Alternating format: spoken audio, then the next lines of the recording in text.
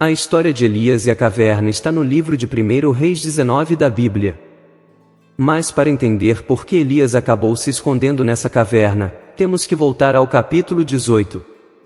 Ao contrário do que alguns podem pensar, o capítulo 18 não é uma história triste sobre a queda de Elias, mas sim sobre seu triunfo. Em 1 Reis 18, Elias se apresenta como um herói, ele confronta o rei Acabe, desafia os profetas de Baal no Monte Carmelo, mostra a supremacia de Deus ao desafiar e derrotar esses profetas, e finalmente, ora para que chova em Israel após um longo período de seca. E não só isso, com a ajuda divina, Elias corre cerca de 40 quilômetros do Monte Carmelo até a cidade onde Jezabel, a esposa do rei Acabe, residia. Você deve estar se perguntando, como é possível que um homem com tal determinação e sucesso acabasse se escondendo em uma caverna, sentindo-se vulnerável e derrotado? A resposta é Jezabel. Apesar das claras demonstrações do poder de Deus no Monte Carmelo, Jezabel não se arrependeu.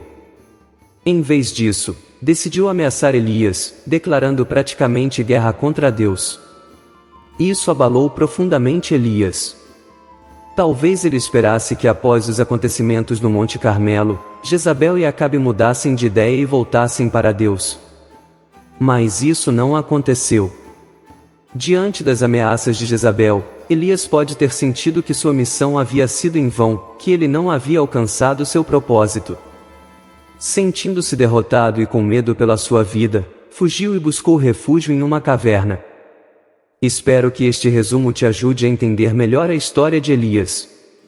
E se você se interessa em saber mais sobre este e outros temas bíblicos, te convido a se inscrever no canal e ativar as notificações para não perder nenhum vídeo.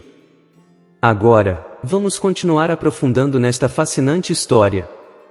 Já se perguntou por que Jezabel, em vez de agir diretamente, apenas ameaçou Elias? Bem, provavelmente havia uma estratégia por trás disso. Lembre-se que Elias havia demonstrado abertamente a todo Israel sua conexão e poder como profeta de Deus. Se Jezabel agisse rapidamente e acabasse com a vida de Elias, possivelmente enfrentaria uma grande reação negativa do povo. Parece que Jezabel tinha um plano mais sutil, queria que Elias se sentisse acuado e fugisse. Um Elias escondido e temeroso era melhor para ela do que um Elias mártir, cujo sacrifício poderia ter inspirado ainda mais o povo. Infelizmente, a tática de Jezabel teve sucesso. Elias, apesar de todo o poder e a conexão que havia demonstrado ter com Deus, cedeu ao medo e fugiu para Berseba. O mais surpreendente aqui é que a Bíblia não menciona que Elias buscasse orientação ou consolo em Deus durante esse momento de crise. Parecia ter esquecido todas as maravilhosas experiências e milagres que havia presenciado em sua vida. Deus nunca o havia abandonado antes, mas nesse momento, o medo e a ansiedade ofuscaram seu julgamento. De Berseba, um Elias atemorizado adentrou no deserto.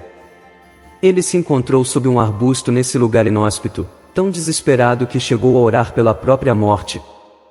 Mas mesmo nesse momento de completa desesperança, Deus não o abandonou. Enquanto Elias dormia, um anjo o acordou e lhe apresentou comida que de forma milagrosa, havia sido preparada pelo Senhor. E não apenas uma vez, após comer e voltar a dormir, o anjo o acordou novamente para alimentá-lo pela segunda vez. Esta história nos mostra como mesmo nos momentos mais baixos, quando sentimos que tudo está perdido, Deus continua ao nosso lado, cuidando de nós e nos fornecendo tudo o que precisamos. Elias realizou uma viagem de 40 dias e 40 noites para chegar ao Monte Horebe, também conhecido como Monte Sinai, o mesmo lugar onde Deus havia se revelado anteriormente a Moisés. Embora tenha caminhado quase 400 quilômetros, é interessante notar que esta viagem poderia ter sido completada em menos tempo. Alguns especialistas veem semelhanças na duração desta viagem com outros períodos significativos na Bíblia, como os 40 anos que os israelitas passaram vagando pelo deserto, os 40 dias que Moisés passou na montanha, ou os 40 dias em que Jesus foi tentado no deserto. Ao chegar ao Monte Horebe, Elias se refugiou em uma caverna. Neste ponto, sua situação emocional e física era tal que muitos acreditam que ele experimentou sintomas de depressão. Estava cansado, derrotado, e disposto a deixar tudo para trás, incluindo sua própria vida. No entanto, naquela caverna, Deus se aproximou dele.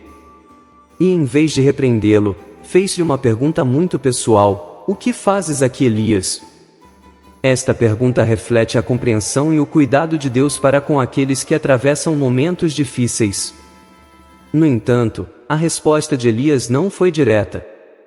Mais do que isso, ele tentou justificar seu estado misturando orgulho com autopiedade. Sentiu que havia sido o único verdadeiramente leal a Deus, enquanto o resto de Israel havia abandonado a fé. De fato, chegou a acreditar que era o último fiel, e que estava sozinho em sua luta. Deus, em sua infinita sabedoria, pediu a Elias que saísse da caverna.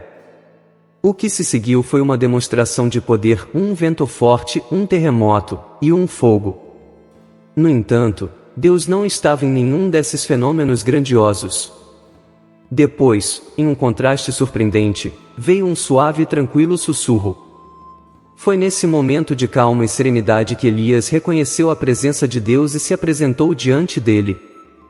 Esta história nos ensina que às vezes, Deus se encontra nos momentos mais tranquilos, e não necessariamente nas grandes demonstrações de poder. É um lembrete de que mesmo nos nossos momentos mais sombrios, Deus está lá, esperando para falar e nos confortar. Depois de todos os eventos dramáticos na montanha, Elias voltou a ouvir a voz do Senhor. De maneira surpreendente, Deus fez a mesma pergunta que antes: "O que fazes aqui, Elias?" Apesar do suave sussurro e da óbvia presença de Deus, Elias respondeu com a mesma atitude autocompassiva e centrada em si mesmo que antes. Mesmo quando Elias permitiu que seus medos e dúvidas o afetassem, Deus, em sua misericórdia, decidiu restaurá-lo e reintegrá-lo ao seu trabalho profético. Diante da caverna, Deus deu a Elias 3 tarefas importantes. Ele deveria ungir Azael como o novo rei da Síria, Jeú como o novo rei de Israel, e finalmente a Eliseu, para suceder Elias como profeta. Este conjunto de instruções revelou a Elias uma perspectiva mais ampla. Ele havia fugido temendo Jezabel, esposa de um rei pouco influente. Mas o que ele não se lembrou é que os reis e rainhas só têm poder enquanto Deus o permite. Como mencionou o profeta Daniel, é Deus quem decide quem governa e quem não. Não apenas Deus estava prestes a mudar a direção em Israel, mas também influenciaria na Síria, uma nação que não adorava ao Deus de Israel. As futuras ações de Azael, Jeú, e a orientação profética de Eliseu, o ex-agricultor, desempenhariam um papel crucial na execução dos planos divinos. Um desses planos era a eliminação da família de Acabe, o mesmo rei casado com Jezabel. Através de sua bondosa paciência, Deus levou a experiência da caverna a uma resolução, mostrando a Elias misericórdia e restauração. A história de Elias na caverna nos mostra uma lição valiosa: até mesmo os mais valentes e fortes podem cair em momentos de dúvida e medo. Elias, que audaciosamente desafiou os profetas de Baal e viu as grandiosas obras de Deus, acabou em uma caverna cheio de temores e inseguranças. Mas apesar de nossos momentos de fraqueza, Deus sempre está disposto a nos mostrar amor e nos dar uma nova direção. Elias, um dos profetas mais icônicos da Bíblia, nos mostra uma lição vital em sua experiência dentro da caverna. Frequentemente, esperamos que Deus fale ou haja de maneiras específicas, ajustadas aos nossos desejos ou expectativas. No entanto, a experiência de Elias nos mostra que Deus às vezes escolhe se comunicar de formas inesperadas. O desanimado Elias talvez esperasse palavras reconfortantes ou uma resposta direta de Deus. Mas em vez disso, foi confrontado com uma simples pergunta: "O que fazes aqui, Elias?" Após essa pergunta, ele experimentou manifestações poderosas, um vento, um terremoto, e um fogo. No entanto, não foi através desses eventos majestosos que Deus escolheu falar. Foi através de um sussurro tranquilo e apaziguador que Elias finalmente ouviu a voz do Senhor. É um lembrete poderoso de que Deus não se manifesta apenas na grandiosidade, mas também na simplicidade e quietude.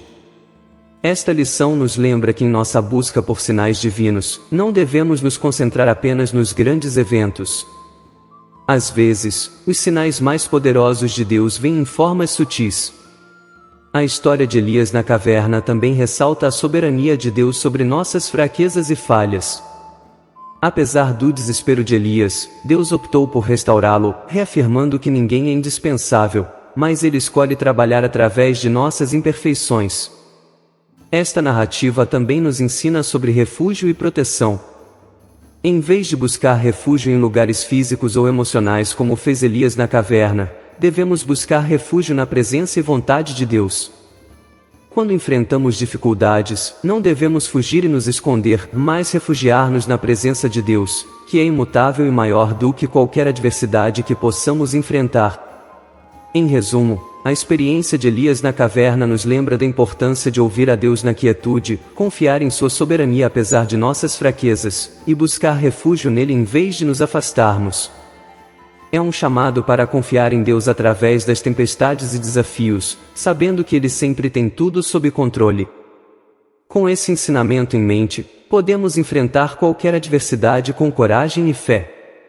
Espero que esta inspiradora relíquia bíblica tenha lhe trazido lições valiosas, e não se esqueça de compartilhá-la com seus entes queridos e amigos, para que eles também possam se beneficiar desta incrível sabedoria. Até a próxima, e que Deus te abençoe.